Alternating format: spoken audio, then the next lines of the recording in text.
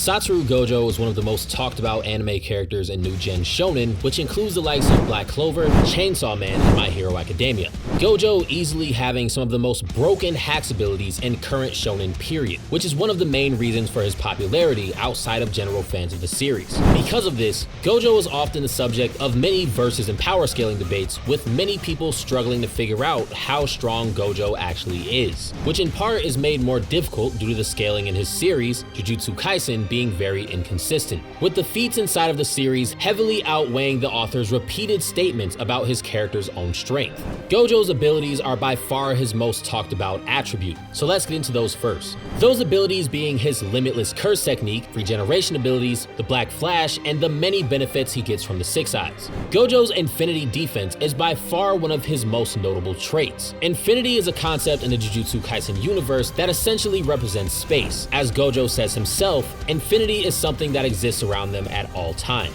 Using his curse technique in combination with the Six Eyes allows Gojo to control this space on an atomic level. Using this, he willingly controls the space around his own body to prevent threats from ever reaching him, by slowing them down infinitely the closer they get. Gojo first showcases this in the series against Jogo, the strongest of the disaster curses, who is completely unable to touch him in any capacity. After Gojo's fight with Toji, another top tier in the series, Gojo goes from having to activate his technique manually to having the technique active at almost all times, every second of every day, including the technique having automatic threat detection based on mass, speed, shape, curse energy level, and the threat level of an object. Whether he mastered automatically detecting poisons being unconfirmed. Arguments for defeating Gojo have evolved over the years, with one of the standout arguments being blitzing and killing Gojo before the technique's activation. The problem being that, as mentioned earlier, the technique is active around the clock, with the window for doing so, if one even still exists, being very small. Gojo's Infinity Defense is one of the things that makes him nearly unbeatable in his own verse entirely on its own, as the only people who bypassed his technique in any capacity were Toji by using the Inverted Spear of Heaven, which nullifies any curse technique it comes into contact with, and Jogo and Hanami later on, after they were taught Domain Amplification by Kenjaku, which essentially does the same thing with an aura wrapped around its user's body. The Inverted Spear of Heaven being something that Gojo destroys after Toji's death, and Domain Amplification being a technique that Gojo shows he has no problem dealing with when fighting Jogo and Hanami at the same time during the Shibuya arc. This is partially due to Gojo having excellent hand-to-hand combat skills and the ability to amplify his speed, durability, and physical strength with his own curse energy, which is enough to overwhelm the disaster curses entirely on its own, along with strengthening his technique to counter Domain Amplification, which he uses to crush Hanami into paste. Gojo can also manipulate Infinity offensively to mangle and throw around his opponents, the most notable techniques in his arsenal being red, blue, and purple. Blue is a multi-purpose technique that functions as a self-buff and as an offensive move. During the Shibuya arc, Kenjaku implies that Gojo can use blue to increase his own movement speed, which will still damage those around him, as it would be like dumping curse energy on everyone in his immediate surroundings, killing non-sorcerers instantly. Offensively, blue can be used to twist and mangle Gojo's enemies by twisting around their limbs beyond recognition, which he does to Juzo Kamaya during the exchange event. Toji being the only person in the entire series who was able to dodge the technique so far when Gojo was far weaker than he is now. Red being a reverse technique that Gojo unlocked on his deathbed after tapping into the core of cursed energy, which outputs twice the amount of cursed energy as blue, bringing infinity into reality and blasting his opponents away with enough force to even damage someone on Toji's level with a direct hit. Hollow Purple by far being one of Gojo's most interesting techniques, with the way it works being heavily debated about even years after its original debut in the manga. Hollow Purple combines both red and blue to create, as the name implies, purple, which erases its targets from existence by combining the positive and negative sides of infinity, hurling an imaginary mass towards his opponents which cannot physically exist. This attack possibly being beyond light speed depending on interpretations when following the theory of tachyons. Tachyons being particles made of an imaginary mass that move faster than the speed of light, which physicists around the world believe cannot physically exist, going directly against Minkowski's spacetime. However, the series does seem to be showing that it believes in tachyons existing due to how Hollow Purple functions, so the light speed of tachyons may apply to Hollow Purple as well. He can also teleport by clapping his hands, which he does on several occasions. Gojo also has his maximum curse energy output, Azure Glow, which lets Gojo create a center of gravity which attracts anything within a certain radius around it into itself. Gojo can then move this technique around in whatever direction he chooses to send the technique wherever he wants. This is functionally similar to a black hole, or even the Chibaku Tensei from Naruto Shippuden, which Pain and Sasuke use to trap Naruto and the Bijou respectively. The difference being that Chibaku Tensei has a far greater range and energy output, while Gojo's technique is far more mobile than the Chibaku Tensei was shown to be in the series. The Six Eyes allow Gojo to take his limitless curse technique to a level that anyone else in the series would be incapable of when having his same abilities, even other members of the Gojo family. The Six Eyes themselves give Gojo the ability to see the curse energy of others on an extremely detailed level, even from far distances, possibly giving him the ability to perceive the soul as well, as he was able to see with his own eyes that Sukuna's soul was beginning to merge with Yuji's body in the very beginning of the series, giving Gojo soul perception and likely soul awareness, which is one of the main requirements for damaging Mahito, a character who manipulates the souls of others and has to have his own soul damaged in order to significantly damage him, unless you want to try to burn him out of his entire curse energy supply, which most characters in the series are incapable of. The Six Eyes also allow Gojo to have infinite usage of his curse technique. I saw many different interpretations of what infinite means in this scenario, namely from a video made by Seth the Programmer. So I'll go ahead and clear up what this actually means. Gojo doesn't have infinite curse energy in the word's most literal sense. It's more along the lines of having infinite access to the pool of curse energy that he has, which still has its own upper limit. Yuta, for example, has more curse energy than Gojo, meaning that he does have a finite amount. However, Yuta can run out of curse energy and Gojo can't. This is due to the Six Eyes making Gojo's use of his own curse energy so efficient that whenever he uses a technique, the amount of energy that's required is so small that it's literally close to nothing, or as the manga words it, infinitesimally close to zero, making his own passive curse energy regeneration rate outweigh the amount that he actually spends, while also having a limit to the amount that he can output at one time, although no one knows what that limit actually is. Unless at some point in the series, Gojo is revealed to be able to surpass the limits of curse energy like Kokichi Muta, the pilot of Mechamaru, or Yuta with his self-sacrificial binding vow, this is the most accurate interpretation of how his curse energy consumption actually works. So his upper limit and output levels don't surpass all known math on the planet, he instead doesn't run out of the amount that he actually has. Gojo is one of the few characters in the series with access to the Black Flash, which is a technique whose activation separates its user's curse energy knowledge and understanding from others, like the distance between heaven and earth. The Black Flash itself being activated when curse energy is applied in 1/1 trillionth of a second between a physical attack landing on an opponent and making sparks of black that make them hit exponentially harder. Their normal striking power is amplified for this single strike to the power of 2.5. There are many gripes about this in the power scaling community, as depending on how strong you think these characters actually are, a 2.5 exponent on striking power can easily take someone from being mountain level, for example, to outputting enough energy to destroy a large planet at bare minimum with energy to spare, with characters in the series surviving not one, but 4 of these strikes from an opponent who could already heavily damage them with their base punches, although that's a topic for a different video entirely. Gojo has access to this technique, and going with the author's interpretation of how strong it actually is, it makes him ridiculously powerful in certain circumstances. The Black Flash can't be activated at will, so you won't see him spamming it relentlessly, even though Yuji seems to do so against Mahito in Shibuya. Conscious efforts can be made to use the attack intentionally, but not with a guaranteed success rate, if that makes any sense. It's still left up to some degree of chance. Successfully landing a Black Flash will put Gojo and others who can use a technique in a zone where manipulating their curse energy becomes as easy as breathing air, making him far more efficient of a fighter for an undisclosed amount of time, and taking his body to 120% of its maximum potential, making him even stronger for the duration of this zone that it puts him in as well. For those of you waiting for information on Unlimited Void, we will get into that later.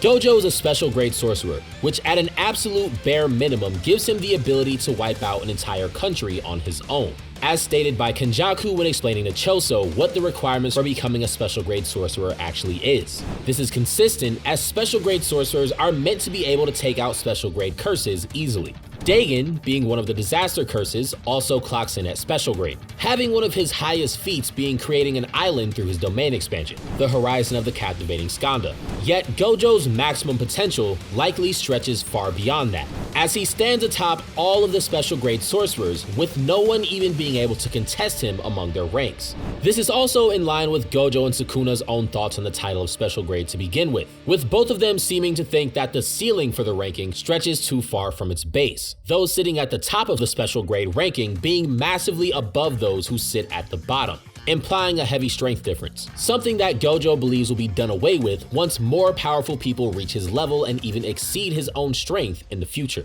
Gojo is also theorized by Satoru Gojo, one of his closest friends during his teenage years, to be able to wipe out everyone on the planet if he actually wanted to do so. This doesn't necessarily mean that he would blow up the entire planet at once, as it would likely be something that's done over a period of time. Although it is an interesting point to think about when speaking about his true strength, something that he can only unleash when being completely alone. Something about Gojo that many people don't realize is that none of his showings ever show him at his full power. He is literally suppressing himself in every fight he has in the series.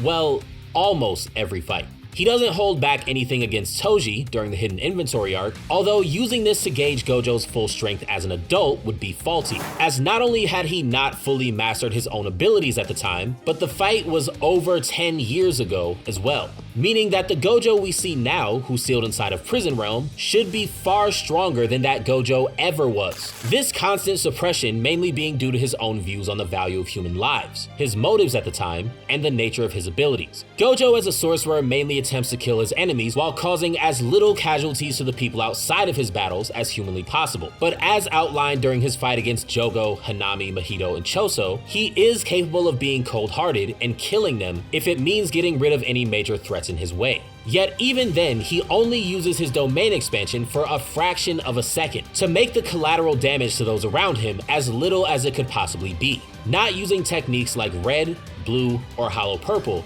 at any point in time. Examples of Gojo's constant suppression being during his fight against Sukuna in the very beginning of the series. Gojo had no intention of killing Yuji, who was hosting Sukuna's soul inside of his body, and only wanted a light 10-second sparring session with Sukuna to get a gauge on his actual strength, regardless of Sukuna only being at 5% of his max potential at the time. When fighting Jogo, he had no intention of killing Jogo in that exact moment, only aiming to slap him around a bit until ripping his head off to interrogate him later. Against Choso, Mahito, Jogo, and Hanami, Gojo actively avoided using any of his major techniques. One reason being because of Jogo and Hanami having domain amplification, which was active for a certain point during the fight, and another being part of a strategy to work against him specifically made by Kenjaku, as using any of his techniques or his full ability would massacre any regular humans in the area. Gojo can only use his true strength when he's completely alone. Anyone that's around him that isn't an enemy will only get in his way. News of Gojo's birth on December 7th, 1989 was something that immediately made its way around Japan, with him having the 6 eyes being significant enough for word to get out to curse users across the country. By the time Gojo unlocked his curse technique between the ages of 5 to 7, he was already enough of a threat that curse users and assassins several times his age shook in fear from his presence alone, with Gojo's existence as a child being enough to warrant a bounty of over 100,000 for his death. This news putting both curse users and curse spirits alike into a fight-or-flight survival mode, forcing them to either get far stronger, hide themselves to preserve their own lives, or both. Some of these curse users refusing to even leave the shadows until Gojo was sealed over a decade later. The manga goes over Gojo's effect on the world around him and says the following: "The curses increase strength. At that moment, I understood why. It's because of him. It's because of Satoru Gojo. It's like when a seemingly unbeatable track and field record gets broken, or when figure skaters have to add more spins to their jumps due to a single athlete's prowess. When Satoru Gojo was born, the balance of the world was altered." This would only continue as Gojo would grow even stronger, becoming even more of a threat than he already was, being almost unparalleled in strength until meeting Toji, the man who shattered destiny and defeated 2 of the strongest sorcerers on the planet. Gojo being the only person to ever sense Toji's presence who has 0 curse energy without even seeing him as a child. A meeting which would happen a second time when they were both far stronger. Gojo, now being a teenager, is one of the strongest sorcerers in Japan, being even faster than Naruto Zenny, a man so fast that hardly anyone in the Jujutsu Kaisen universe can even see him move. Taking missions with Suguru, the man who would later have so much firepower through his thousands of cursed spirits that he could wage war on all of Japan and have a chance of winning. Gojo at this point is tasked alongside Suguru with escorting the Star Plasma vessel to Tengen, a mission that if they fail will endanger the entire planet, which is exactly what's causing the events of the Culling Games in the current era. During the mission, Suguru and Gojo are intercepted by Toji, a man with zero curse energy that has one of the strongest bodies in the entire series through heavenly restriction. After exhausting Gojo by having him run around chasing bounty hunters who were after the Star Plasma vessel, Gojo is noticeably fatigued, something that Suguru comments on before this fight, and is immediately stabbed by Toji from behind, who he didn't sense due to neither Toji or his weapon of choice in that moment having an ounce of cursed energy. Toji at this point is one of the most hacked out fighters in the series, much like Gojo himself. Toji having the ability to ignore domain expansions, which Gojo didn't have yet, bypass Gojo's sensory capabilities due to being undetectable from not having a single ounce of curse energy, ignore curse techniques with the inverted spear of heaven, and rip his opponent's souls apart by ignoring their durability entirely with the soul liberation blade,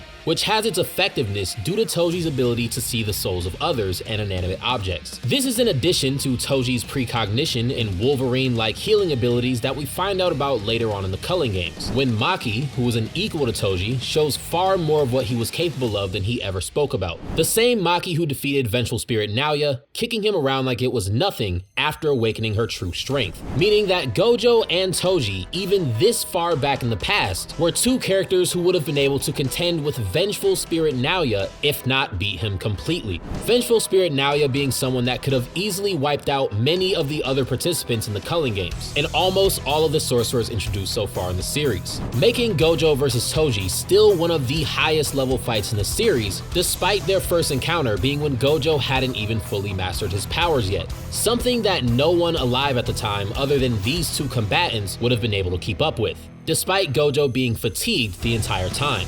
Gojo and Toji have a pitched fight where Gojo showcases moves like Blue and Azure Glow, both of which fail to tag Toji, who effortlessly dashes around the area, avoiding any of Gojo's attempts to hit him, with Gojo questioning why Toji is so fast, as he clearly never encountered this level of speed at any other point in his life, since he's been at the top of the food chain since childhood. Toji eventually outsmarts and closes in on Gojo, stabbing him with the inverted spear of heaven, a curse tool which nullifies Gojo's curse technique, allowing Toji to bypass Gojo's infinity, nearly killing him in the process, Gojo's life seemingly being over. Toji makes quick work of Suguru and kills the Star Plasma vessel, setting in motion events in the future which would still have repercussions over a decade later. Gojo, clinging on to his life due to Toji not stabbing his brain with the inverted spear of heaven, taps into the core of curse energy, unlocking reverse curse technique, his own reverse techniques, and becoming far stronger, something that would help him later when facing Toji for a second time. Before we get into Gojo versus Toji round 2, it's worth talking about how important Gojo's reverse curse technique actually is, as it's far more significant than people realize, often being underestimated because of its limited uses that it has in the series, and not being as open about its upper limits when compared to others in the cast who can heal themselves as well, namely when comparing Gojo to Yuta and Hikari, and even Toji himself. Reverse curse technique is a regeneration ability that Gojo can use to heal himself from losing entire limbs, having holes ripped through his stomach, and even uses the technique on his brain constantly to keep himself healthy enough to keep his infinity defense active at all times, which at its highest level can be used to remove poisons from the body. Reverse curse technique's most glaring weakness being if its user's brain is one-shotted. This is thought to be something that no one can recover from. Reverse curse technique limits itself to physical injuries, not anything on an astral level or something that goes beyond harming the physical body. So anything that damages the soul cannot be repaired via reverse curse technique, along with moves like Ichibei's magnificent Death Mausoleum, which threatened to wipe out Yuha to the point where he wouldn't even be able to be reborn. Gojo being able to use reverse curse technique every second of every day is significant because it's yet another reason why he scales far above Yuta and Hikari. Yuta being able to heal himself less than 10 times without Rika's 5-minute manifestation, and Hikari having access to automated reverse curse technique for just over 4 minutes through his domain expansion, both of which clearly pale in comparison to Gojo, who can do exactly what Hikari does every second of every day for 10 years straight. While Gojo's reverse curse technique is was purely used on his brain, the odds that he couldn't use it on his entire body constantly the way that Hikari does is unlikely. The reason being that he doesn't need to push his reverse curse technique to work on his body due to having infinity, which protects his body in the majority of scenarios, and that constantly healing his brain lets him use limitless at all times, while the six eyes bring his curse energy consumption close to zero, meaning that if he wanted to have Hikari's jackpot ability active for himself at all times, assuming that he would ever be stripped of his curse technique, there would be almost no way of stopping him from doing so.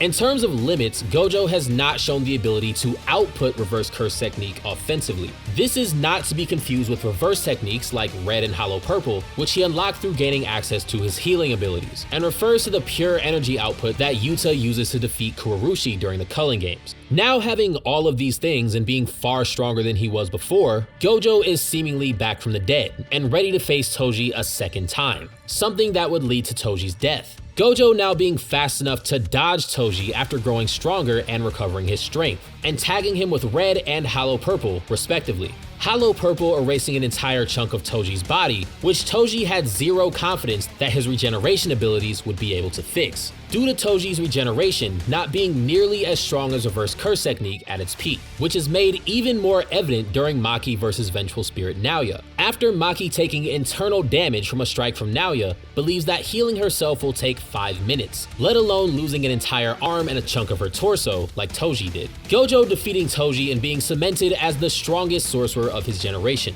mastering abilities that would allow him to undeniably widen the gap between himself and Suguru, making him stronger than Yuta, Maki, and every member of the current Tokyo squad before even mastering his domain expansion, which he learned later in life. Then has 10 more years of training to grow unquantifiably stronger than this, and this is the monster that we're dealing with right now. Someone who even Kenjaku, with his 1,000 years of knowledge and combat experience, sees no way of beating in a head-on fight. Kenjaku, who's been around since the Heian era, with experience fighting 3 different Six Eyes users, having gained the respect of the strongest fighters across time, and even having seen Prime Sukuna in the flesh, sees no way of dealing with Gojo, other than sealing him away with a layered plan to get Gojo to let his guard down mentally, by surprising him when he showed up controlling his friend's dead body.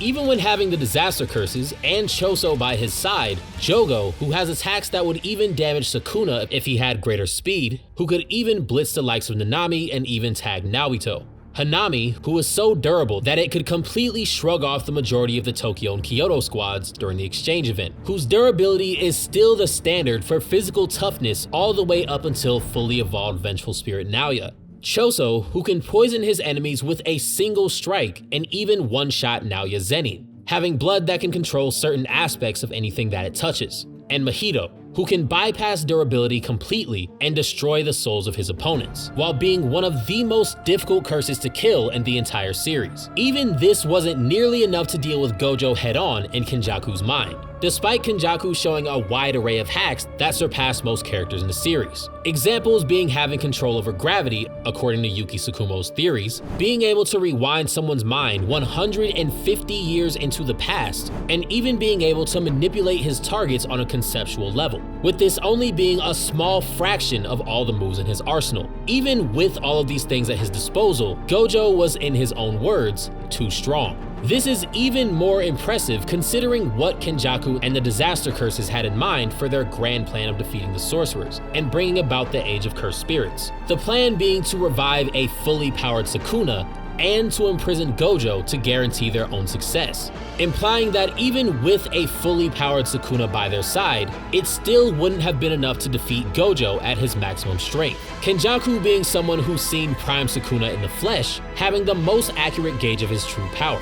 This is later confirmed somewhat by Gojo himself, who says that even Sukuna at his peak would still be a difficult fight for him, but he would ultimately win in the end, pushing the narrative even further that Sukuna, in addition to Kenjaku and the Disaster Curses, may not have been enough to defeat Gojo even when working together. During the exchange event and Shibuya arcs, the Disaster Curses themselves are even ready to run from Gojo's presence alone, Jogo having PTSD from fighting Gojo a single time earlier in the series, when Gojo never had any intention of killing him in the first place, instead planning on smacking him around to extract information out of him later. If Gojo truly wanted Jogo dead in that moment, he would have died without question. something that Jogo is completely aware of and even lashes out at Kenjaku about when being asked to fight him again later on. Gojo being the only thing that comes to Jogo's mind when fearing for his life from sensing 75% of Sukuna's full strength. The feeling of being helpless in front of something that can murder him at any point in time, reminding him of nothing but Gojo himself, even mentally weakening him fighting Sukuna later, which Sukuna even comments on. Jogo completely losing confidence in using his domain expansion against Sukuna due to how badly he lost when facing Gojo earlier. This domain clash stemming from Jogo using his domain expansion, the Coffin of the Iron Mountain, which was completely overpowered by Gojo's Unlimited Void. Gojo's Unlimited Void being one of the most broken domain expansions in the entire series, literally dumping multiple infinities worth of information into the minds of its targets, overloading their brains to the point where they can't even move, causing them to die slowly while being completely vulnerable to any attack that Gojo decides to use after its activation. To give more context, during the Shibuya arc, when Gojo uses his domain expansion, he's stated to be able to put a regular person into a coma for 2 months straight, flooding their brains with half a year worth of information after only activating the technique for 0.2 seconds. This is made even more deadly considering that the technique can't miss, unless fighting against anomalies like Toji and Maki, who can't be targeted due to not having any kind of energy signature for the technique to pick up on, all while being trapped inside of a barrier created by Gojo that's nearly impossible to escape from. There are arguments about what Gojo's true max speed may actually be, some of which spawn from other inconsistencies in the manga, some of which have nothing to do with Gojo, but have everything to do with writing versus actual feats. Some issues include Yuji being stated multiple times by the author and characters in the series to be stronger and faster than Maki, yet he struggles with an attack that reaches the speed of sound later on, while Maki grows hundreds to thousands of times stronger by the Culling Games and gets blitzed by an attack that the author states is only Mach 3. Yet in one of the earliest arcs in the series, while being far weaker, Maki is catching and dodging bullets at point-blank range from a Smith & Wesson handgun, which requires her to move at speeds between Mach 50 and Mach 100, ironically lining up perfectly with the next calc that places Yuji at massively hypersonic. Mahito and Nanami also being calced as being massively hypersonic, which I'll put on the screen as well, both of these calcs being linked in the description. Gojo doesn't have any outright statements about his speed, but some of his feats can place him at levels that would be far beyond anything that the author has claimed for other characters in the series. For example, Gojo reacting to an attack from Jogo's domain expansion. Domain expansions, which have guaranteed hit techniques, having their imbued technique only exists the moment it appears on its target, assuming that the rest of the guaranteed hit domains function the same way that Dagon's does. There's also arguments about Gojo being able to speak in a realm devoid of time and space, among feats from other characters that would scale both him and most fighters in the series far above what the author claims their actual stats to be. That being said, Gojo's speed is something that hasn't been commented on a single time within the story in terms of anything that's actually concrete, so it all depends on how you interpret the feats shown so far in the series. Highballing being Gojo having infinite speed, with lowballing being something far, far below that, hopefully being far more clear once he escapes from Prison Realm. Something that's been talked about and hinted at multiple times in the series is Gojo versus Sukuna, the strongest of the current generation versus the uncontested strongest of the Heian era. Gojo and Sukuna briefly fighting in the beginning of the series, while Sukuna was only at 5% of his total strength, and while Gojo was heavily suppressing himself. Both of them vowing to fight each other when the time comes for a full-blown fight at their maximum strength. There have been questions and arguments evolving about possible ways that Sukuna could defeat Gojo, one of them in particular being something that can be addressed now. That being Sukuna's dismantle and cleave technique versus Gojo's limitless. Infinity is the space that exists around everyone in the Jujutsu Kaisen universe at all times, not something that Gojo conjures up specifically. In its most literal interpretation, he's manipulating the space that's around himself and everyone else in the series at all times, meaning that even when Sukuna fights someone like Jogo or Maharaga, they're both surrounded by infinity, as infinity represents space. If Sukuna could cut through Gojo's infinity-based defense, he would literally be ripping holes in space every time he used Dismantle or Cleave, which has never happened a single time in the entire series. Even the description of Sukuna's abilities doesn't imply that this would be possible, as Dismantle and Cleave are said to rip apart targets with Curse Energy and inanimate objects, neither of these even remotely implying that Sukuna can rip through space. Sukuna has shown that he has a few other tricks up his sleeve, like having access to a flame-based curse technique that has nothing to do with the base techniques he's shown before that, along with his domain expansion, Malevolent Shrine. So the odds of him having something that can actually counter Gojo is still up in the air. After all, Gojo does say himself that Sukuna when at his full strength would be a difficult fight, with Sukuna being confident in his own ability to fight Gojo after regaining his full power. Both of these characters likely knowing something that the readers don't. So until the fight actually happens in the series, if it happens at all, no real winner can be determined with absolute certainty. But who knows? Maybe Sukuna will just chop Gojo up and eat him or something. That's all we have today for Gojo and Sukuna, but there will definitely be more of these in the future. So if you like what you just heard, make sure to like and subscribe. And as always, have a great day, guys.